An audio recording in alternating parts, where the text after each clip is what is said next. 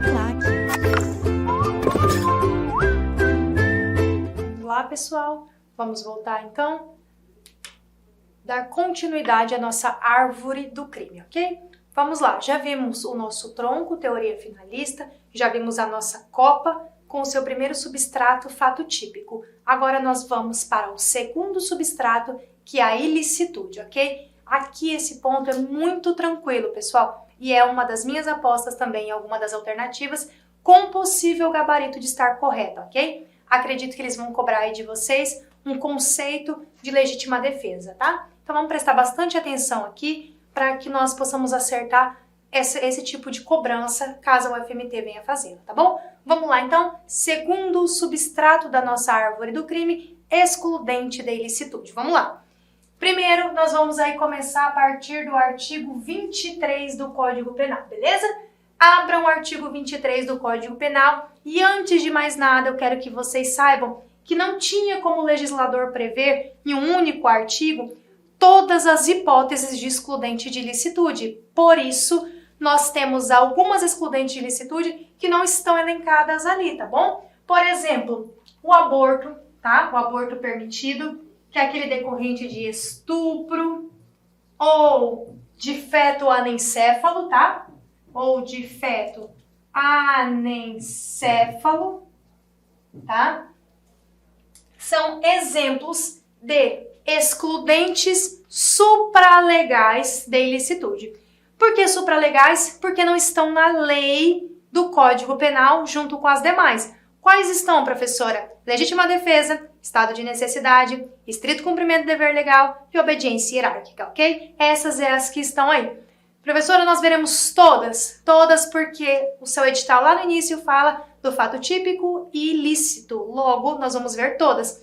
Só que muita atenção, e por isso que eu tenho uma aposta aqui em legítima defesa ou estado de necessidade, que mais no meio do seu edital você vai ver estado de necessidade e legítima defesa novamente, sozinhos, tá? Como se ele já não tivesse abordado lá no início. Por isso que eu imagino, eu tenho uma aposta aí para legítima defesa, tá? Ou estado de necessidade, mas a minha aposta aí é para legítima defesa mesmo. Por quê? Ele trouxe a mesma previsão 2 vezes, tá? No seu edital. Então vamos lá, nós já fizemos um risco ali no início de estudado. Nós vamos ver agora quais são os elementos da ilicitude, ou seja, que excluem a ilicitude. Vamos lá, abre o 23 e nós vamos dar início aí. Primeiro deles, estado de necessidade. Vamos lá.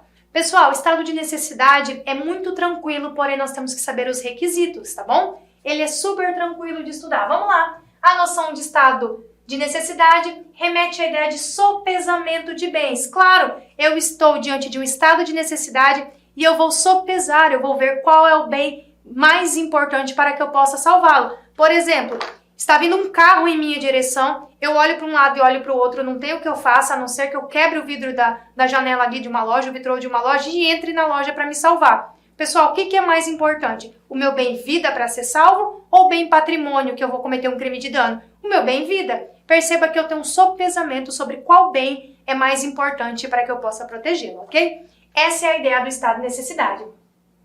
Há 2 bens em perigo, sim, lembra do meu exemplo? Um bem-vida, um bem patrimônio. E um deles vai ter que ser sacrificado, porque os 2 não dá. Se eu não sacrifico o bem, se eu fico aqui, eu vou ser atropelado e vou morrer. Se eu adentro quebrando vidro a uma loja que está logo aqui do meu lado, eu vou causar um outro crime, um crime de dano a esse lojista. Só que o crime de dano eu consigo trabalhar e pagar. A vida é impossível, então é um bem mais importante. Percebam que para o meu estado de necessidade, para quem vai fazer concurso da Polícia Civil, por que eu estou falando isso? Porque se for polícia militar, eu tenho uma teoria diferente para o estado de necessidade, tá bom? Que nós não vamos tratar aqui nesse vídeo. Então, para concurso da Polícia Civil, eu vou adotar o estado de necessidade em que eu salvo o bem jurídico mais valioso em detrimento do bem jurídico menos valioso. No meu exemplo, vida, bem jurídico mais valioso, em detrimento do bem jurídico, patrimônio, menos valioso do que a vida, tá bom? Então, vamos lá. Tem uma divergência sobre se estado de necessidade é um direito ou é uma faculdade, tá bom? Alguns entendem que não é um direito, porque não há um dever contraposto. Só que é sim um direito, e se é só prova de cobrar isso, você vai dizer que estado de necessidade é um direito, porque é um direito que você tem de optar por salvar um bem jurídico mais valioso em detrimento de outro, tá ok? Previsão legal, artigo 23 e 24 do Código Penal. Abra o 23 que nós vamos estudar o 23 e seguintes do Código Penal. Vamos lá, estado de necessidade propriamente dito aí no artigo 24. Considera-se, isso eu extraí da lei, tá, pessoal? Isso aí tá no seu código, está no seu vadimécum, tá bom? Vamos lá. Considera-se em estado de necessidade quem pratica o fato, claro, o outro fato, para salvar de perigo atual, grifa atual, beleza? Para salvar de perigo atual, que não provocou por sua vontade, porque se eu provoquei por minha vontade, não há estado de necessidade, e nem podia de outro modo evitar, direito próprio ou alheio, cujo sacrifício nas circunstâncias não era razoável exigir-se, tá bom? Então, eu estou em estado de necessidade quando eu preciso escolher entre dois bens, eu vou escolher, claro, vou sopesar aquele bem de maior valor para salvar de um perigo atual. Lembra do carro que está vindo em minha direção? O perigo atual está chegando, ele vai bater em mim, que eu não provoquei, nem foi por minha vontade. Ele está vindo e eu não tenho o que fazer. A única coisa que eu posso fazer é entrar nessa loja, causar um dano a essa pessoa, para me salvar. É razoável eu quebrar o vidro de uma loja, causar um dano para salvar a minha vida? É totalmente razoável, tá bom? Totalmente razoável isso. Então, isso é estado de necessidade. Perigo atual, ok? Não pode alegar estado de necessidade quem tinha o dever legal de enfrentar o perigo. Pessoal, bombeiro, policial, tá bom? Não vai alegar estado de necessidade, ele não está em estado de necessidade, você tem obrigação de enfrentamento do perigo. Só que cuidado, em que pese eu não ser obrigada, tá? Em que pese eu ser obrigada a enfrentar o perigo, eu não sou obrigada a ser herói. Eu não sou obrigada pelo direito a virar herói. Claro, o estado de necessidade não pode ser alegado por aquele que tinha o dever legal de enfrentar o perigo. Se ele podia enfrentar esse perigo, tá bom? Então, quer dizer, não tem como ele ser um herói, morrer para enfrentar o perigo. Isso não existe, tá? Claro, se tiver a possibilidade dele cumprir o dever dele de enfrentamento, ele deve cumprir. E aí ele não poderia alegar estado de necessidade, ok? Lembra que a lei não exige que ninguém seja herói, tá bom? Vamos lá. Embora seja razoável exigir-se o sacrifício do direito ameaçado, a pena pode ser reduzida de 1 a 2/3. Vamos lá. Fundamento jurídico. Vamos ver qual que é o fundamento jurídico do estado de necessidade. E aqui a gente vai trabalhar bem esmiuçadamente, porque, gente, é uma das minhas apostas de questão. Estado de necessidade e legítima defesa, tá? Por isso que nós vamos trabalhar aí um pouco mais detalhado. Então, vamos lá. Fundamento jurídico reside no conflito de interesses diante da situação adversa. O agente atua movido pelo espírito de conservação. Lembra que eu estou atuando para conservar a minha vida? Beleza. Da preservação da proteção do bem jurídico. Esse é o meu fundamento jurídico. Eu ajo em estado de necessidade para proteger um bem meu que não dá para exigir sacrifício. Não tem como ninguém me exigir o sacrifício da minha vida. Eu preciso fazer um outro ato, que em tese seria um crime, cometer uma outra infração, para que eu possa proteger esse bem jurídico chamado de vida, ok? Isso é estado de necessidade. Vamos lá para os requisitos objetivos do estado de necessidade. Vamos lá, pessoal? Nós tivemos aqui um pequeno probleminha aqui na gravação, mas já está tudo resolvido. Vamos voltar, vamos retornar e nós estamos falando de estado de necessidade. Pessoal, lembra que eu falei para vocês que essa é uma das minhas apostas, tá? Estado de necessidade e legítima defesa. Como é uma das minhas apostas, vamos estudar os requisitos do estado de necessidade. Vamos lá para os requisitos objetivos que estão no artigo 24 do Código Penal. Abram o artigo 24 do Código Penal. E eu não vou cansar de falar para vocês abrirem o Código Penal. Pessoal, eu preciso que vocês me acompanhem com o Código Penal ao lado. Por quê? A nossa banca, o FMT, ela tem como característica a letra seca da lei. Então, eu preciso que vocês olhem como está na lei e entendam o que eu estou falando para vocês sobre aquele artigo, ok? Então, vocês vão entender, ter a noção macro, e eu preciso também que vocês conheçam o texto da lei. Tá bom? Vamos lá, então. Requisitos do estado de necessidade, eu preciso do risco atual. Cuidado, pessoal, porque a lei não fala em iminente, tá bom? Ela nos diz atual. A lei não fala do iminente. aqui, em estado de necessidade, ela só nos traz o requisito do risco atual. Aquele risco causado por uma conduta humana, tá? Comportamento animal ou fato da natureza. Pode ser causado pelo próprio agente, tá? Ou não. Vamos lá. Preciso como requisito que a situação de perigo não tenha sido causada voluntariamente, ou seja, dolosamente pelo agente. E aí nós vamos retornar lá naquele exemplo. Lembra no exemplo que eu estou aqui andando na rua, tem um carro em minha direção e ele vai bater em mim. Para eu me salvar, para eu salvar esse bem jurídico vida, eu vou quebrar o vidro de uma loja que está aqui ao lado, causando um dano, crime de dano, para salvar esse bem jurídico. Então eu vou ter um conflito de dois bens jurídicos, tá? E eu vou lesionar, porque eu escolhi lesionar o bem jurídico patrimônio, para que eu me salve. Claro, desde que eu não tenha provocado dolosamente, tá bom? Lembre-se sempre disso. Vamos lá. Para salvar direito próprio, tá bom? O direito próprio, o meu direito vida, por exemplo, tá? Para salvar de direito próprio. Ou estado de necessidade de terceiro, para salvar um terceiro. Também pode, só que os requisitos de bens jurídicos de conflito, tá? E que não tenha sido causado voluntariamente, dolosamente, ainda subsistem. Então eu posso ter o estado de necessidade próprio para salvar um direito meu, ou o estado de necessidade de terceiro, tá bom? Eu ajo em estado de necessidade para salvar um terceiro. Isso também é válido, tá bom? Exemplo, que a gente não pode admitir estado de necessidade, que eu coloquei aqui e já caiu em prova, tá? Esse exemplo, vamos lá. Não pode ser alegado, não pode ser usado o estado de necessidade para salvar o que seja ilícito, beleza?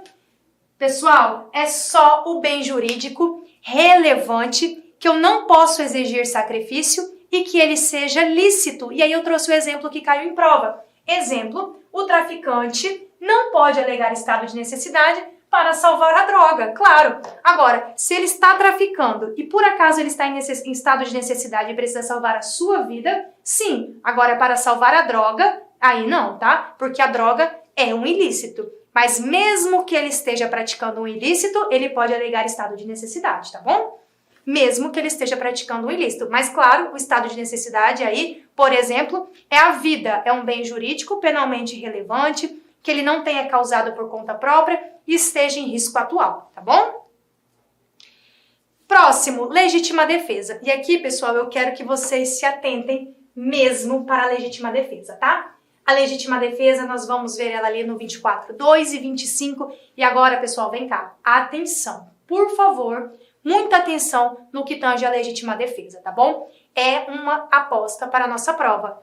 Vamos lá. Entende-se em legítima defesa quem, usando moderadamente dos meios necessários, repele injusta agressão atual, e olha aqui o que eu tenho, ou iminente, a direito seu ou de outrem, a direito seu, legítima defesa própria, ou de outrem, legítima defesa de terceiro. Pessoal, percebam a diferença. No estado de necessidade, o perigo é atual. Na legítima defesa, o perigo é atual ou iminente, ok?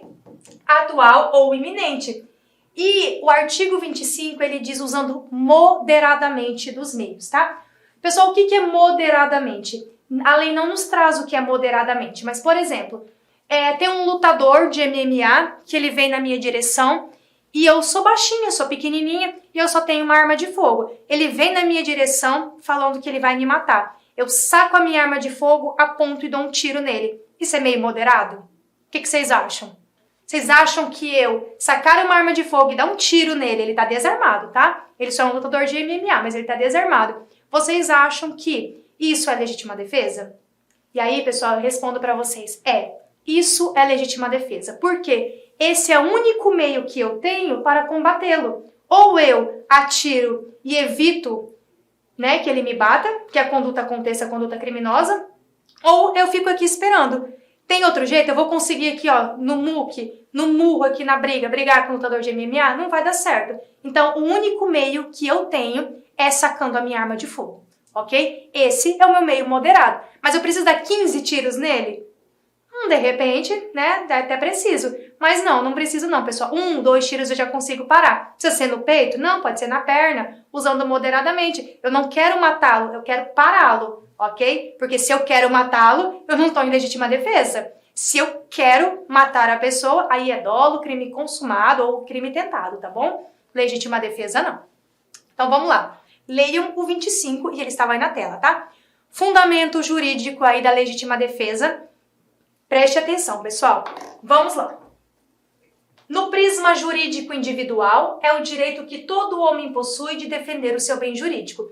Pessoal, é o direito de defender o seu bem jurídico. Isso quer dizer que eu não tenho uma coisa chamada de cômodos de cessos, tá bom? Eu não tenho que fugir, eu posso enfrentar o perigo.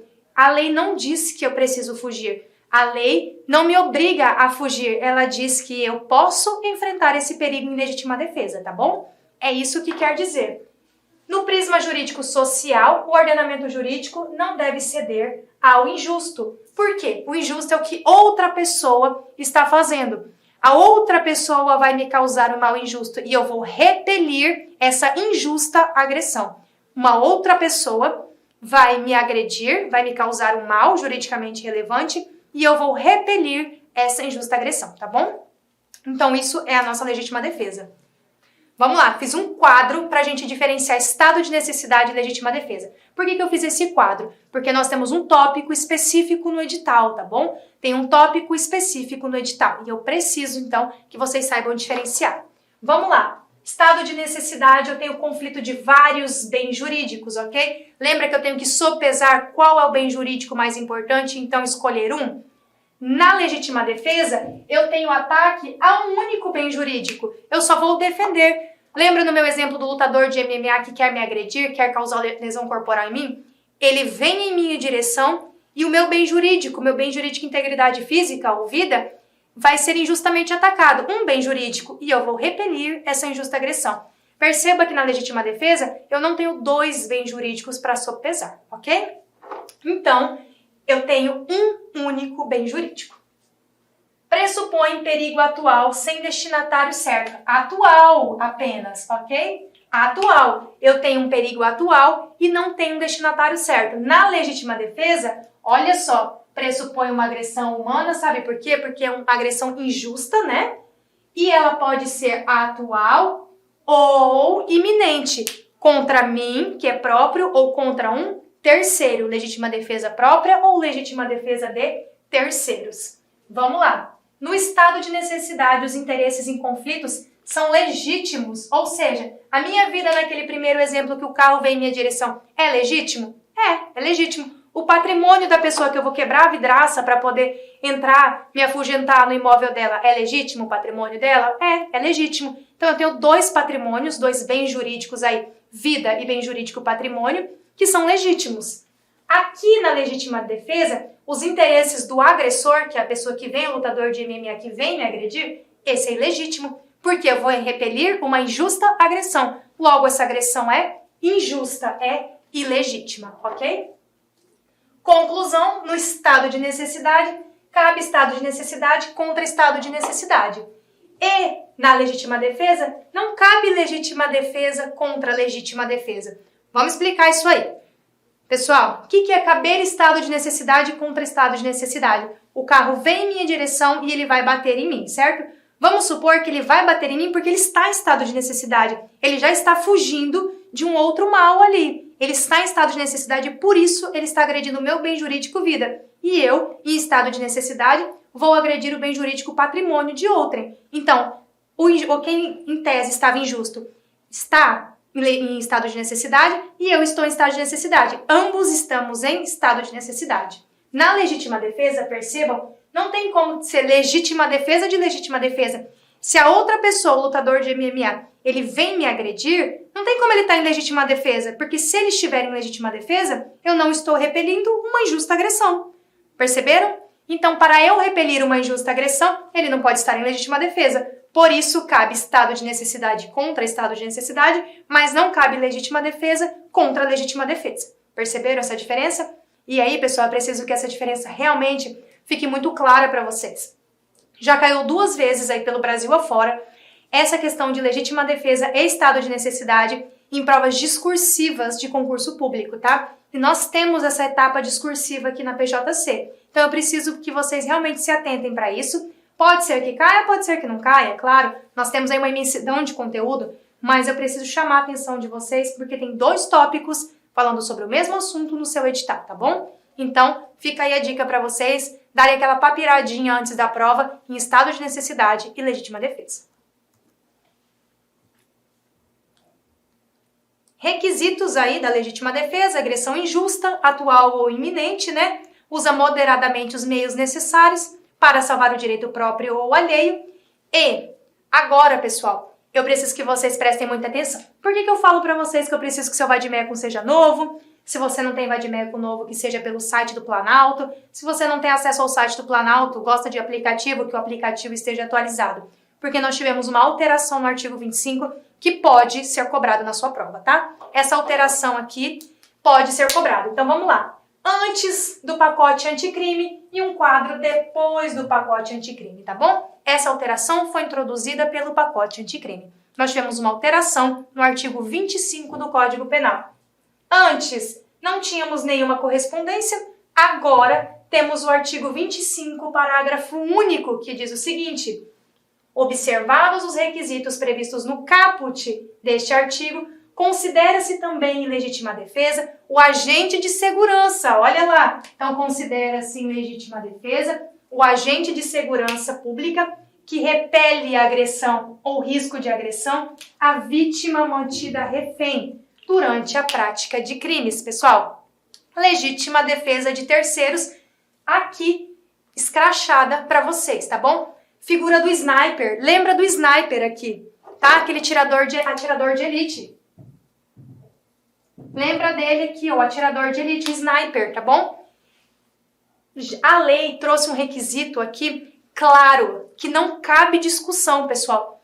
Esse atirador, o sniper, no meu exemplo aqui, que repele a agressão ou o risco de agressão a uma vítima mantida refém, está agindo em legítima defesa. Não tem mais discussão sobre isso, ok? Não tem mais discussão sobre isso. E é legítima defesa de terceiro. Por que tem esse parágrafo aí, professora? Porque antes, o atirador, no meu exemplo, o sniper, um atirador de elite, que fizesse isso, que tivesse essa conduta e matasse o criminoso que está com a vítima refém, ele responderia por crime e ele tinha que provar essa legítima defesa de terceiro, e isso era complicado. Hoje, já pressupõe essa legítima defesa aí, tá? De terceiro, porque nós temos ela agora positivada no nosso ordenamento, ok?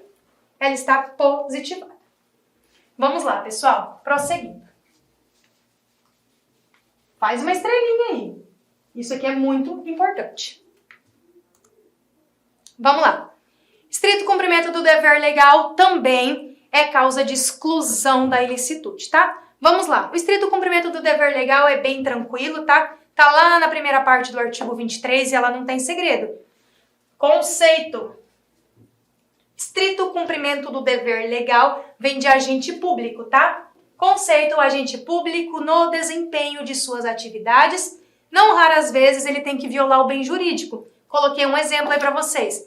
O policial que emprega a violência necessária para executar a prisão em flagrante de um perigoso bandido. Pessoal, ele está no estrito cumprimento do dever legal. Ele tem um mandado judicial que diz lá: pode cumprir do horário X ao horário Y, pode empregar força, pode dar um pontapé na porta, quebrar a porta. Você pode fazer. Se ele chegar lá e os moradores recalcitrarem, não quiserem abrir a porta, ele pode quebrar a porta? Pode ir lá dar um chute na porta e quebrar? Claro, desde que esteja tudo no mandado, ele pode usar da força moderada. Ele está no estrito cumprimento do dever legal, ok? Estrito cumprimento do dever legal. Ele não vai responder aí por essa violência de quebrar a porta, por exemplo.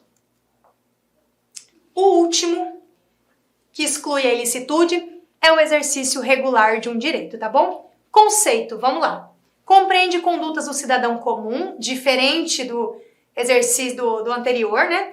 Diferente aí do estrito cumprimento do dever legal, que perceba, eu tinha um agente público, certo? Estrito cumprimento do dever legal. Legal vem de princípio da legalidade de administração pública, tá? Então, estrito cumprimento do dever legal, eu tenho um agente público cumprindo o seu dever. Agora, No exercício regular de um direito, eu estou falando de condutas do cidadão comum autorizadas pelo direito, tá bom? Nós temos aí um exemplo, isso quase não cai em prova, nós temos um exemplo bem legal de exercício regular de um direito. Não cai para vocês, eu só estou usando como exemplo aqui para vocês entenderem o que é o exercício regular de um direito. Quando nós estamos falando de posse ou propriedade, aí no direito civil, que fiquem tranquilos, isso não vai cair para vocês nem de longe, nós temos uma possibilidade quando entra um posseiro no nosso imóvel. Nós podemos aí, a gente chama de posse nova, se nós encontrarmos, repelirmos essa invasão à nossa posse, tá? Pode inclusive utilizar aí da força para poder tirar essa pessoa do seu imóvel. Vamos supor que você saiu, chegou a ter uma pessoa dentro do seu imóvel e quer se apossar dele. Você pode inclusive usar de força para tirá-la do seu imóvel. Isso é exercício regular de um direito, porque a lei permite que você faça isso, tá? A lei permite que você use de força, inclusive, para retirá-la do seu imóvel. Claro, isso aí tem que ser uma coisa rápida, tá? Se demorar, é só a justiça para resolver. Mas vamos supor que você saiu, voltou, demorou 2 dias, tem uma pessoa no seu imóvel. Você chegou, deu de cara com a pessoa querendo se apossar do seu imóvel. Você pode usar de força e tirá-la de lá, tá bom? Não precisa usar das ações possessórias, tá? Então, isso é exercício regular do direito. Isso não seria crime tirá-la à força. Não seria, por exemplo, exercício arbitrário das próprias razões, tá? Isso não seria um crime de exercício arbitrário das próprias razões, seria seria uma excludente chamada de exercício regular do direito. Vamos lá. Diferença entre estrito cumprimento do dever legal em tabela e exercício regular de um direito. Vamos lá. O estrito cumprimento do dever legal, a gente está falando de agente público legal, princípio da legalidade, agente público. Exercício regular de um direito, cidadão comum, somos nós cidadãos comuns. Estrito cumprimento do dever legal, compulsoriedade, dever. Claro, se eu estou falando de administração pública, eu estou falando de um dever. Exercício regular de um direito é uma faculdade. Posso, mas posso não exercer, tá ok? Estrito cumprimento do dever legal, coloquei uma observação. A maioria ensina que o particular também pode invocar essa discriminante. Pessoal, nós não temos isso na lei, isso é uma questão doutrinária, tá? Nós diferenciamos, inclusive, o estrito cumprimento do dever legal para o exercício regular entre agente público e cidadão comum, né? Nós privados. Mas existem doutrinas que salientam que o particular também pode invocar aqui essa discriminante, tá? Quando, professora, que o particular poderia invocar o estrito cumprimento do dever legal? Por exemplo, numa situação de flagrante. Nós não temos que qualquer do povo pode efetuar a prisão em flagrante, enquanto os agentes policiais devem efetuar a prisão em flagrante? Então, nesse caso em que qualquer do povo, cidadão comum, que não estamos aí, não somos funcionários públicos, servidores públicos, nós podemos dar voz de prisão, prender alguém em flagrante, nós estaríamos no estrito cumprimento do dever legal. Mas vamos lá. Isso são questões doutrinárias, tá? Eu coloquei aqui para vocês porque pode cair, claro, pode cair. Mas eu acredito, sinceramente, e aí você só vai levar esse entendimento aqui para sua prova se realmente cair, tá? Se realmente você se deparar com isso. Na sua prova, não procura pelo em ovo. Vai ali no nosso objetivo, que é acertar a questão. Não fica pensando e procurando pelo em ovo. Ah, mas se isso, se aquilo outro, de jeito nenhum. Foca no conteúdo, foca nas aulas e aí você vai se dar bem. Agora, pessoal, nós vamos entrar no último substrato que nós chamamos de culpabilidade. Vamos lá de novo, árvore do crime, tá? Tronco, teoria finalista, copa, certo? A copa da nossa árvore. Primeiro substrato nós vamos chamar de fato típico. Dentro de fato típico nós temos frutos, um cacho de frutos no fato típico, chamado de conduta, que nós já estudamos, chamado de resultado, de nexo, de tipicidade. Estudamos os 4, né? Os 4 frutos do fato típico. Legal. Fato típico, então, cheque, ok. Até agora, crime, ok. Estudamos ilicitude. Tenho alguma causa, o fato era típico, fiz a primeira análise. Passei para a ilicitude. Alguma causa dentro desse fato típico que exclui o crime? O agente estava em estado de necessidade? Não. Estava em legítima defesa? Não. Em estrito cumprimento do dever legal? Não. Em exercício regular do direito? Não. Crime, cheque. Ok. Vamos para o último substrato agora, a nossa última análise para sabermos se temos crime, igual a crime. Então, nós vamos agora analisar a culpabilidade, ok? E eu vou desenhar aqui para que não fique nenhuma dúvida. Tronco na nossa árvore do crime, teoria finalista. Copa da nossa árvore, e aí eu tenho aqui, ó, fato típico. Então, se tiver tudo ok, conduta, nexo, resultado, tipicidade, ok, vamos analisar o outro. Ilícito. Agiu em estado de necessidade, legítima defesa, estrito cumprimento de dever legal. Se não agiu, ok. Vamos para o último substrato, que é a culpabilidade. E se tiver ok, a gente vai ter uma coisa chamada igual a crime. Se os três estiverem ok, o meu crime está ok. Então, vamos lá. Culpabilidade, sem mais delongas. Vamos para a culpabilidade. Para iniciarmos culpabilidade, nós vamos definir aqui a imputabilidade que está no seu edital, tá bom? Então, vamos lá. O Código Penal, ele não define a imputabilidade. Ele apresenta hipóteses de quem são inimputáveis, que estão previstas lá a partir do 26 do Código Penal. Beleza? Então, vamos lá. 26 do Código Penal, abram o seu vademecum aí na casa de vocês, no local de estudo de vocês, onde quer que você esteja me assistindo agora. Vamos lá. Abra o 26. É isento de pena o agente que por doença mental ou desenvolvimento mental incompleto ou retardado era, ao tempo da ação ou da omissão, ao tempo da ação ou da omissão. Quando que considera-se praticado o crime? No momento da ação ou da omissão. Então, vamos lá.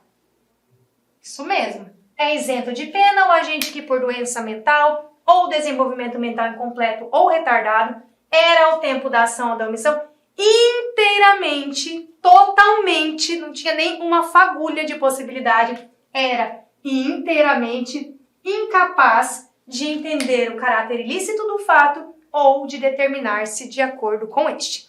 Este é o inimputável.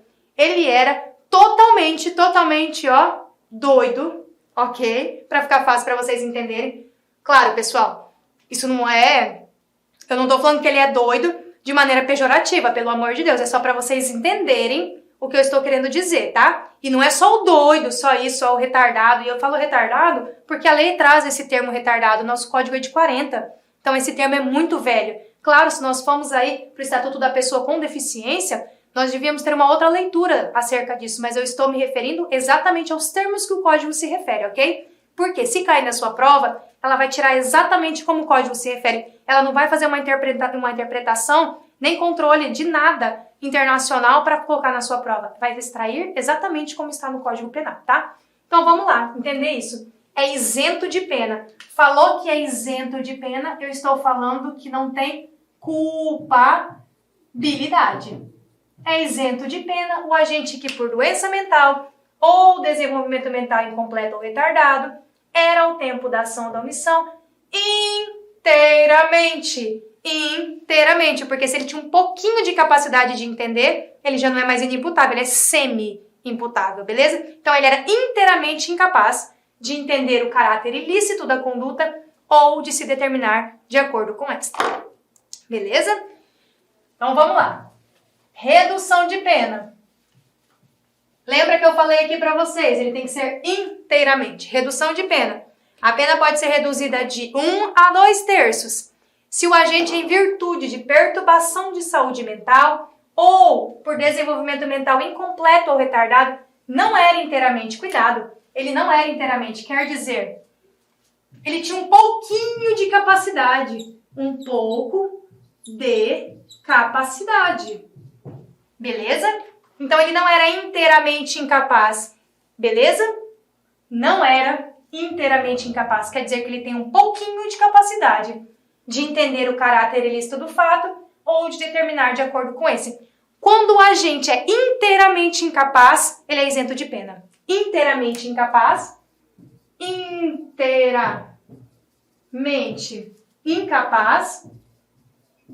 é igual a isento de pena. E quando ele não é inteiramente incapaz, que ele é um pouquinho capaz, não inteiramente incapaz, eu tenho uma redução de pena. De quanto essa redução? De 1 a 2/3, ok? De 1 a 2/3, beleza? Vamos lá. Menores de 18 anos. E aqui é legal. Por quê? Os menores de 18 anos não cometem crimes. Beleza? Eles não cometem crimes. Aí você vai dizer, professora, mas como é que eles vão lá para internação no centro socioeducativo se eles não cometem crime? Não, menor não comete crime. Menor comete infração análoga ao crime, ok? Menor não comete crime, comete infração análoga ao crime que ele em tese praticou. Então vamos lá. Artigo 27. Os menores de 18 anos são penalmente inimputáveis, ficando sujeitos às normas da legislação especial, que no nosso caso é o ECA, ok? Pessoal, menos de 18 anos inimputável. É uma prova irrefutável. Não adianta, não interessa a gravidade do delito. Não importa o quão grave seja o crime cometido pelo adolescente, né, o menor de 18 anos, não será imputado a ele, ok? Não como infração penal, porque ele é inimputável. Embriaguez. Vamos lá. A embriaguez é um caso muito específico, tá, pessoal? Vamos lá. A embriaguez pode ser voluntária, culposa, pelo álcool, por substância de efeito análogo. O que é substância de efeito análogo? Droga, tá? Droga. O que é droga? É o que está na portaria da Anvisa. Isso é droga, ok? Então vamos lá. Parágrafo 1º diz que é isento de pena. Quando é isento de pena, eu excluo o quê? Culpabilidade, que é o que nós estamos estudando. É isento de pena, exclui a culpabilidade. Então, é isento de pena excluiu culpabilidade. O agente que, por embriaguez completa proveniente de caso fortuito ou força maior, era ao tempo da ação ou da omissão inteiramente incapaz de entender o caráter ilícito do fato ou de determinar-se de acordo com este entendimento. Vamos lá entender isso aqui, pessoal. É isento de pena. Aquele que se embriaga por caso fortuito ou força maior. Sabe qual é o exemplo da doutrina nesse caso? De uma pessoa que se embriaga por caso fortuito e força maior? O exemplo é o seguinte: é besta? É idiota? É demais, mas é o exemplo da doutrina. O agente que está beirando um balde ou um caldeirão ou um tonel de vinho e ele sem querer tropeça e cai lá dentro e toma uma grande quantidade desse vinho e se embriaga e por isso comete um crime. Percebam, por caso fortuito ou força maior, por acaso ele caiu num tonel de vinho, se embriaga e aí ele vai cometer um crime. Pessoal, dá para imaginar isso? Só na doutrina, né? Só na doutrina. Mas o código nos disse que é isento de pena, tá? O agente que por embriaguez completa, quer dizer, ele caiu no tonel, ficou totalmente embriagado, por caso fortuito ou força maior, ele nem queria, ele caiu lá e por acaso ele bebeu esse vinho e ele ficou inteiramente incapaz de entender o caráter ilícito da conduta. Beleza? Exclui a culpabilidade, falou isento de pena, excluiu culpabilidade, o nosso terceiro substrato do crime. Vamos lá. Vamos dar continuidade. A pena pode ser reduzida de 1 a 2/3, e aí minorantes aí, pessoal, que estão aí no seu edital, na segunda linha do seu edital, logo depois aí de crime doloso, crime culposo, né? Nós temos aí as minorantes, agravantes, né? Depois de reincidência, sendo mais específica aqui, logo depois da palavra reincidência, nós temos aí as causas de aumento, de redução de pena, agravantes e minorantes. Vamos lá. A pena pode ser reduzida de 1 a 2/3 se o agente por embriaguez proveniente de caso fortuito ou força maior não possuía ao tempo da ação ou da omissão a plena capacidade de entender o caráter ilícito do fato ou de determinar-se de acordo com este. Mesma situação anterior. Ele caiu no tonel de vinho, se embriagou, mas não foi completa essa embriaguez. E aí ele praticou o crime. Quer dizer, ele era inteiramente incapaz? Não, ele não era inteiramente incapaz. Ou seja, tinha um pouquinho de capacidade ainda. Se tinha um pouquinho, ele vai responder com a redução de 1 a 2/3, ok? Com a redução de 1 a 2/3. Vamos lá. A Constituição Federal de 88, ela adotou um critério cronológico no tocante à imputabilidade, tá? São imputáveis, via de regra, os maiores de 18 anos, beleza? Maior de 18 anos comete crime, são os imputáveis. Claro, se ele não tiver uma doença mental que o deixe inteiramente incapaz de saber que a conduta é crime, ok? Então, em regra, esse critério chamado de cronológico é a partir dos 18 anos, tá bom? A imputabilidade deve ser analisada no momento da conduta, Não importa se ele está são e sadio nos demais momentos. Se no momento da ação ou da omissão ele era inteiramente incapaz de entender o caráter ilícito da conduta ou de determinar-se de acordo com esta, ele é inimputável, ok? Ainda que em todos os demais momentos ele seja capaz. Vamos lá. Sistemas para a identificação da inimputabilidade. Nós temos o sistema aí psicológico, que pouco importa se o agente tem doença mental ou não, basta ele ter essa incapacidade, tá? O que dá muito poder para o juiz. Ele é adotado como uma exceção ali naqueles casos de embriaguez completa, fortuita, acidental, que ele cai no tonel de vinho, tá? Esse critério psicológico ali, ele é adotado nessa situação. O critério biopsicológico é uma fusão, né, dos anteriores, e acontece quando o indivíduo tem uma deficiência mental e esta deve acarretar na incapacidade de entendimento ou autodeterminação. É a regra prevista, tá? Não basta, e eu coloquei aqui, não basta o agente ser louco, ok? Não basta o agente ser louco, ele tem que agir como louco. Não é todo louco que comete crime e é inteiramente incapaz. Loucura não é o critério, ok? A loucura não é o critério. O critério é a capacidade de se autodeterminar, a capacidade de entendimento no momento da ação ou da omissão, ok? Esse é o critério. Que a gente vai chamar de biopsicológico, tá? E a regra geral é o biopsicológico e o biológico, lá que é o 18 anos, também. Causas da inimputabilidade. O que torna uma pessoa inimputável? O que a torna inimputável? Vamos lá. O Código Penal, a menoridade, óbvio, e o Código Penal adota um critério chamado de biológico. Por quê?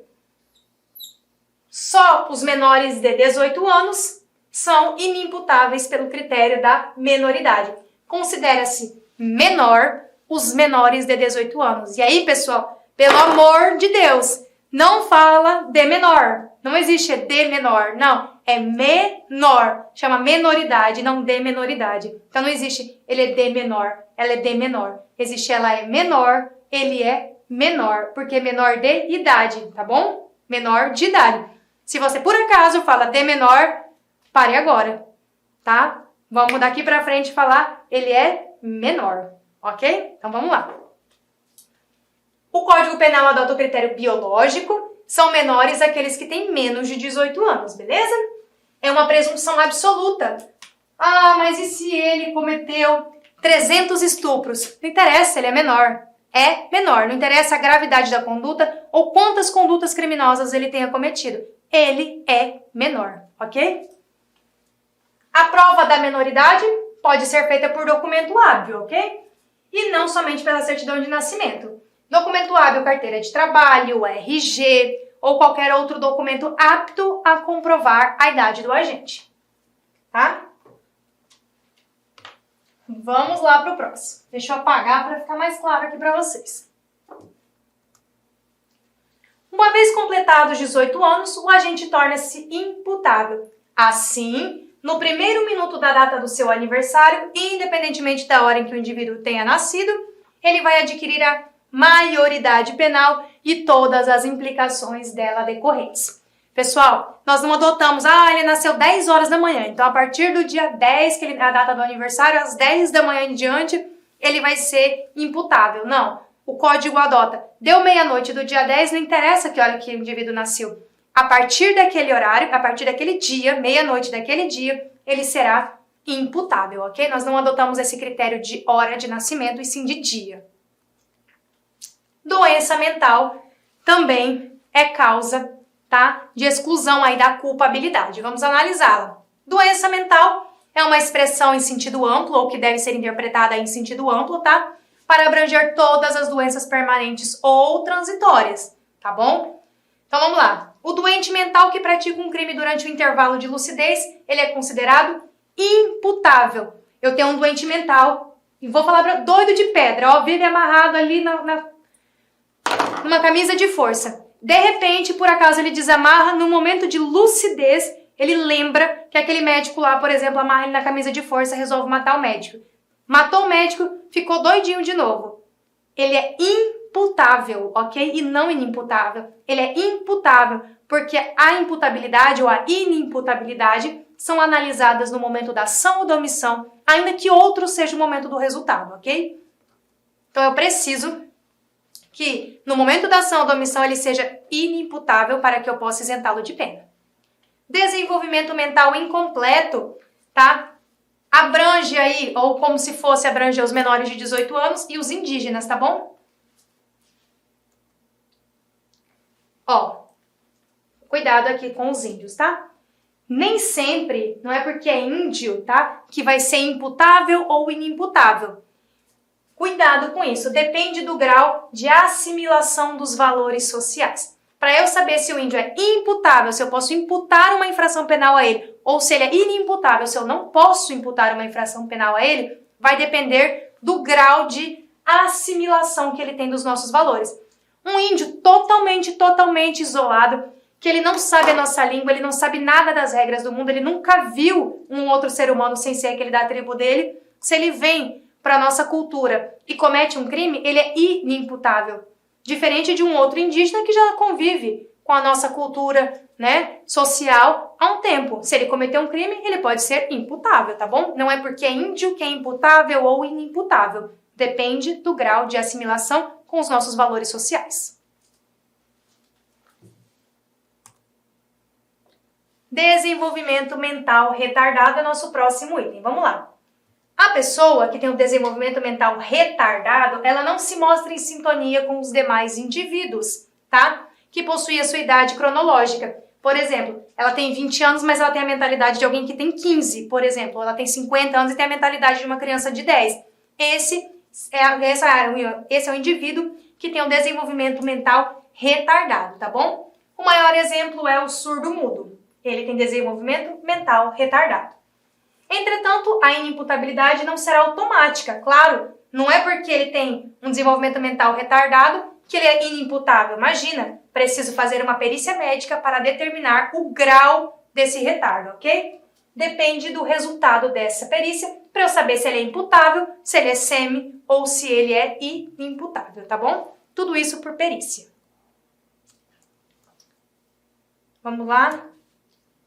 Potencial consciência da ilicitude, porque embriaguez a gente já falou. Vamos lá para potencial consciência da ilicitude, que é o nosso segundo aí substratozinho da culpabilidade. O primeiro era as causas de imputabilidade ou inimputabilidade, e agora a gente vai falar da potencial consciência da ilicitude, tá bom? Vamos lá.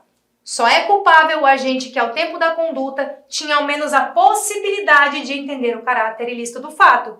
Observação. O que exclui a potencial consciência da ilicitude é o erro de proibição se inevitável, claro, porque se evitável, exclui ou diminui a minha pena. Pessoal, vem cá, não é difícil potencial consciência da ilicitude, vamos lá. O que é a potencial consciência da ilicitude?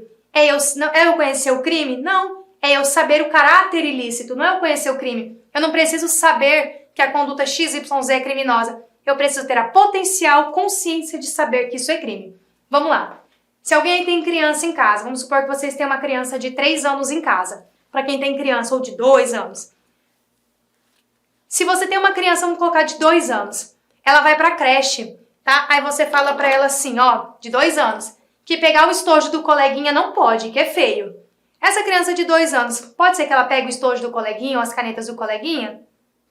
Pode ser que ela pegue, ela não entende que isso é feio ou qualquer coisa do tipo, ela não tem essa mentalidade ainda. Mas você tem um filho aí de 10 anos.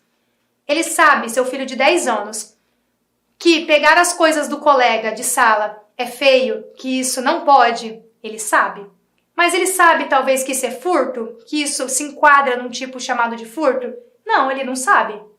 Provavelmente ele não sabe que isso é furto, mas ele tem a potencial consciência da ilicitude. Se você falar para uma criança de 7 anos que não pode pegar as canetas do coleguinha, porque é feio pegar as canetas do coleguinha, se ela pega algo, as canetinhas do coleguinha, coloca na mochila e guarda, ela sabe que isso está errado?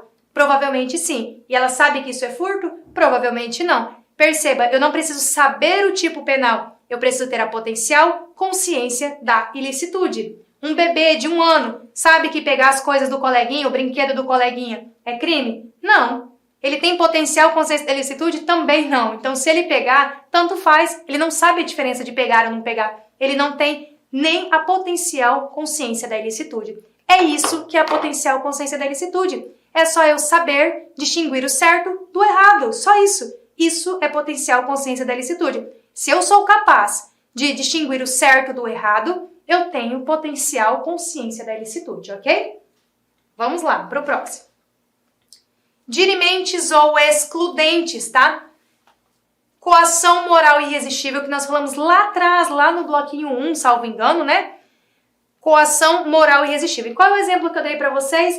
Eu sou gerente do banco e o assaltante quer que eu passe a senha do cofre, senão ele vai matar o meu filho, por exemplo. Eu passo? Claro que eu passo. Tem como exigir aí uma conduta diversa? Não tem, né? Isso é uma coação moral irresistível. Moral porque eu não vou usar o meu físico para essa conduta, ok? E obediência hierárquica, tá, pessoal? Por exemplo, excluir a culpabilidade. Eu, policial civil, vou dar um exemplo aqui agora da Polícia Civil, eu sou policial civil, investigadora de polícia, e o delegado fala para mim, me dá um documento falando que eu posso entrar numa casa para cumprir um mandado judicial. Ele me dá um documento que aparentemente, quando eu leio e olho, parece verídico. Eu vou lá, entro na casa da pessoa, pego várias coisas lá e trago para a delegacia. De repente eu descubro que aquele mandado era falso, ele falsificou e que aquela pessoa, que eu entrei no imóvel dela, na verdade era um desafeto dele. Isso exclui a minha culpabilidade, porque eu estava agindo em obediência hierárquica, ok? Eu estava agindo em obediência hierárquica. Pessoal, nós vamos dar um break agora, tá? E aí nós continuamos daqui pra frente, a nossa próxima aula, nós vamos tratar de erro de tipo, erro de proibição e nós vamos caminhar aí no nosso edital, na nossa matéria, ok? Um grande abraço para vocês e até mais!